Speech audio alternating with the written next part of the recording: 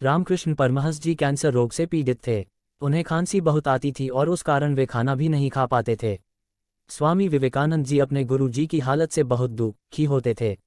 एक दिन स्वामी रामकृष्ण परमहंस जी ने विवेकानंद जी को अपने पास बुलाया और कहा, नरेंद्र, स्वामी विवेकानंद जी का नाम नरेंद्र था, तुझे वो दिन याद है जब तू अपने घर से मेरे पास मंदिर में आता था?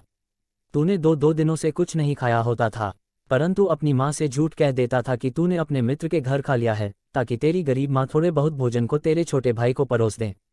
है ना? नरेंद्र ने रोते रोते सर ही लाकर हाँ कह दिया। स्वामी रामकृष्ण परमहंस जी बोले, यहाँ मेरे पास मंदिर आता था तो भूखा होते हुए भी तू अपने चेहरे पर खुशी का मुखौटा पहन लेता था, परंतु मैं भी झट जान जाता कि तूने कुछ नहीं खाया है, और फिर तुझे अपने हाथों से लड्डू, पेड़े, माखन, मिश्री खिलाता था।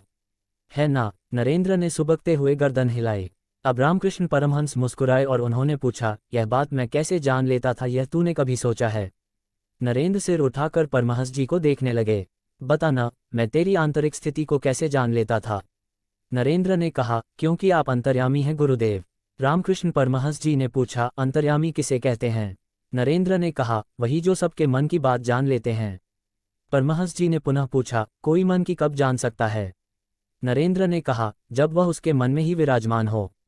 परमहंस जी ने हंसकर कहा, अर्थात मैं तेरे मन में भी बैठा हूँ ना? नरेंद्र ने कहा, जी, आप मेरे हृदय में समाये हुए हैं।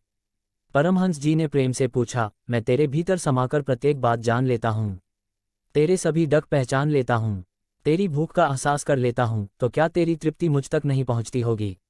नरेंद्र ने आश्चर्य से पूछा, तृप्ति? परमहंस जी बोले, हाँ, तृप्ति। जब तू भोजन करता है और तुझे तृप्ति होती है, क्या वो मुझे तृप्त नहीं करती होगी? अरे पगले, गुरु अंतर्यामी होते हैं, अंतर्जगत के स्वामी होते हैं। मैं अपने शिष्यों के दुख भोगता हूँ। मैं एक नहीं, अपने हजारों शिष्यों के हजारों मुखों से खाता हूँ, इसलिए मैं तृप्त हूँ। स्मरण रखना, गुरु केवल एक देह नहीं है, वे तुम्हारे रोम रोम में निवास करते हैं। गुरु शिष्य से भिन्न नहीं है। यदि कल मेरी यह देह नहीं रही, तब भी मैं तुम में जीवित रहूंगा, मेरे शिष्य के माध्यम से जीवित रहूंगा। मैं तुझ में सदैव रहूंगा।